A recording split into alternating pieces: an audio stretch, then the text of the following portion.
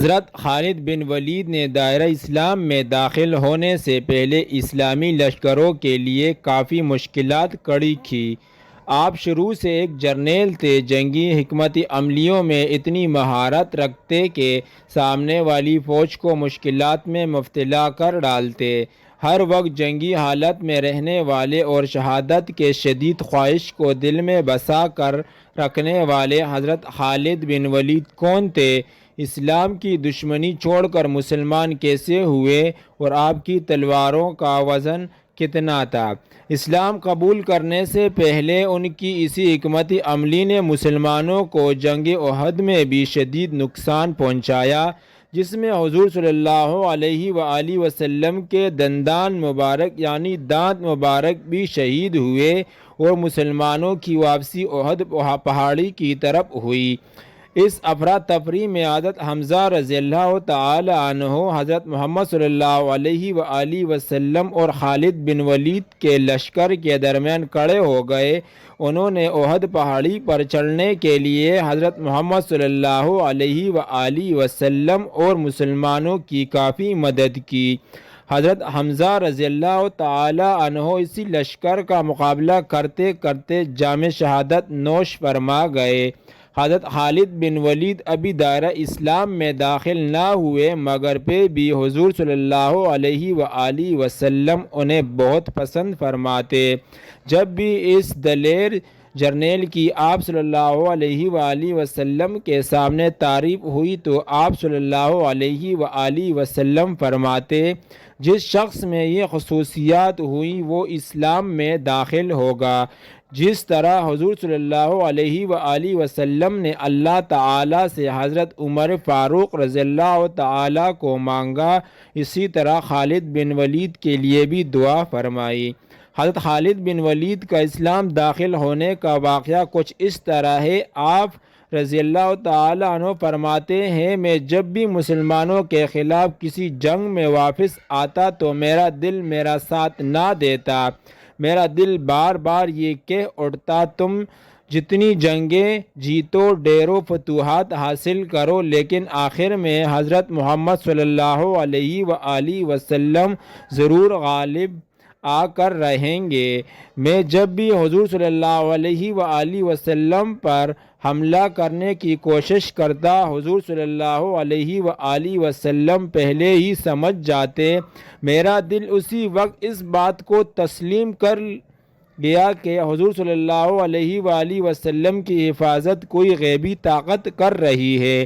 اسی چیز نے خالد بن ولید کا دل اسلام کی جانب حمایت القضاء کے موقع پر جب حضور صلی اللہ علیہ وآلہ وسلم تشریف لائے تو مکہ سے باہر روپوش ہو گیا۔ آپ صلی اللہ علیہ وآلہ وسلم کے عمرہ ادا کرنے کے بعد جب آپ نے خالد بن ولید کا دریافت کیا تو بعد میں مجھے نہ ڈھونڈ پائے۔ میرا بھائی ولید بن ولید جو حلقہ اسلام میں داخل ہو چکے تھے، انہوں نے مجھے ایک خط لکھا، اے خالد بن ولید، تیری عقل جو اتنی شہرت حاصل کر گئی، میں اس بات پر حیران ہوں کہ اسلام جیسے پاکیزہ مذہب کو سمجھنے سے کیوں قاصر ہے۔ حضور صلی اللہ علیہ وآلہ وسلم نے تمہارا حال دریافت کیا کہ خالد کہاں ہے، اور آپ صلی اللہ علیہ وآلہ وسلم نے فرمایا، تعجب ہے اس جیسا عاقل اسلام جیسے مذہب سے بے خبر و ناداں ہو جائے، اور فرمایا کہ اگر خالد اسلام میں داخل ہو اور مسلمانوں کے ساتھ مل کر دین حق کی مدد میں ساتھ دے تو یہ اس کے حق میں بہتر ہوتا، اور ہم اس سے دوسروں پر مقدم رکھتے۔ ولید بن ولید نے مزید لکھا، میرے بھائی، اب بھی دیر نہیں ہوئی، جو مقامات آپ سے فوت ہوئے اسلام میں داخل ہو کر ان کی تلافی کر لے۔ خالد بن ولید نے جب بھائی کا خط پایا تو اس میں اپنے بارے حضور صلی اللہ علیہ وآلہ وسلم کا فرمان دیکھا۔ دل میں حضور صلی اللہ علیہ وآلہ وسلم کی محبت تڑپ پیدا ہوئی۔ صبح میں نے جب اپنی اونٹنی کو تیار کیا تو عثمان بن طلحہ کو بھی اطلاع بھیجی، چونکہ وہ آپ کے دوست تھے، انہوں نے بھی اسلام قبول کرنے کی حامی بھر لی۔ مگر کہا کہ ہم مکہ سے الگ الگ باہر نکلیں گے اور مقام یا حجج پر ہم اکٹھے ہوں گے۔ میدان احد پر ان دونوں کا سامنا عمرو بن عاص سے ہوا، وہ بھی اسلام قبول کرنے کی غرض سے مدینہ پاک کی جانب سفر کر رہے تھے۔ اس طرح یہ قافلہ مشرف باسلام ہونے، جس میں 2 جرنیل اور 1 سپہ سالار تھے، مدینہ کی جانب نکل پڑے۔ مدینہ پاک کی حدود میں داخل ہونے پر جب حضور صلی اللہ علیہ وآلہ وسلم کو ان تینوں کی اطلاع دی گئی تو آپ صلی اللہ علیہ وآلہ وسلم بے حد خوش ہوئے اور فرمانے لگے، آج مکہ نے اپنے جگر گوشوں کو پھینک دیا۔ ولید بن ولید جو کہ خالد بن ولید کے بھائی تھے، جلدی سے گئے اس قافلے کی جانب اور جا کر خالد بن ولید کو کہا، جلدی چلو، رسول اللہ صلی اللہ علیہ وآلہ وسلم کو تمہارے آنے کی خبر موصول ہو چکی ہے اور آپ صلی اللہ علیہ وآلہ وسلم بہت زیادہ مسرور ہے۔ خالد بن ولید دل بے قرار کو قرار دینے کے لیے لپکے اور حضور صلی اللہ علیہ وآلہ وسلم کے سامنے حاضر ہو کر السلام علیکم یا رسول اللہ، نبی رحمت صلی اللہ علیہ وآلہ وسلم کا خندہ پیشانی سے سلام سننے کے بعد حضرت خالد بن ولید کہہ اٹھے، میں گواہی دیتا ہوں اللہ کے سوا کوئی معبود نہیں اور محمد صلی اللہ علیہ وآلہ وسلم اللہ کے رسول ہے۔ حضرت خالد بن ولید کی حضور صلی اللہ علیہ وآلہ وسلم کے بیعت کرنے کے بعد آپ نے عہد نبوت، عہد صدیقی اور عہد فاروقی میں مختلف معرکوں کے اندر لشکر اسلام کی قیادت کی۔ جنگ موطا میں آپ رضی اللہ تعالی عنہ کی جنگی مہارت سامنے آئی جب حضرت زید بن حارثہ رضی اللہ تعالی عنہ، حضرت عبداللہ بن رواحہ رضی اللہ تعالی عنہ اور حضرت جعفر طیار رضی اللہ تعالی عنہ جیسے عظیم سپہ سالار جام شہادت نوش کر گئے تو اسلامی لشکر کی قیادت حضرت خالد بن ولید نے سنبھالی اور اسی جنگ میں حضرت خالد بن ولید کے ہاتھ سے 9 تلواریں ٹوٹی، بالآخر ایک حضرت خالد کے ہاتھ میں بچ جانے والی ایک واحد یمنی تلوار ہی بچی۔ حضرت خالد کی دونوں تلواریں 70 کلو وزنی تھی، جنہیں آپ رضی اللہ تعالی عنہ ہاتھوں سے استعمال کرتے تھے۔ قبول اسلام کے بعد حضرت خالد بن ولید رضی اللہ تعالی عنہ پر خاص نگاہ کرم فرمائی گئی۔ سیف اللہ کا خطاب بھی آپ ہی کو عطا کیا گیا، جس کے بعد حضرت خالد بن ولید ہمیشہ اپنی تلوار کو صرف دینی حق کی سربلندی کے لیے ہی ننگا رکھا۔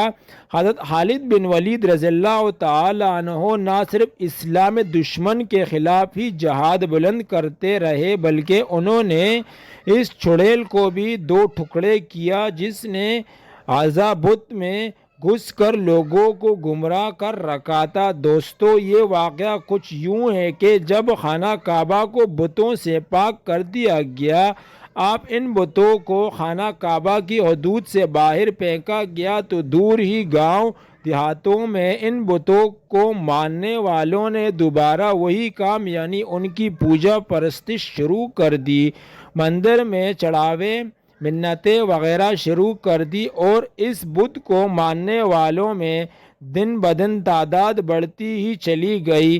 ان بت پرستوں میں لات، منات اور عزا کو خاص مقام دیا جاتا، لیکن لات و منات کی نسبت ان میں بت پرستوں کی نظر میں جسے زیادہ مقام دیا جاتا وہ عزا بت تھا۔ عزا بت بولتا اور لوگوں کے جواب دیتا، مگر اس بت کے بولنے کی اصل وجہ وہ چڑیل تھی جو بت میں گھس کر لوگوں کو گمراہ کرتی۔ رمضان مبارک کو رسول کریم صلی اللہ علیہ وآلہ وسلم نے اس فتنے کو ختم کرنے کے لیے حضرت خالد بن ولید رضی اللہ تعالیٰ عنہ کو بھیجا اور اس جاؤ 25 جو مندر کے قریب درخت تھا اسے کاٹ کر لے آؤ۔ آپ رضی اللہ تعالیٰ عنہ گئے، اس درخت کو کاٹ کر لائے۔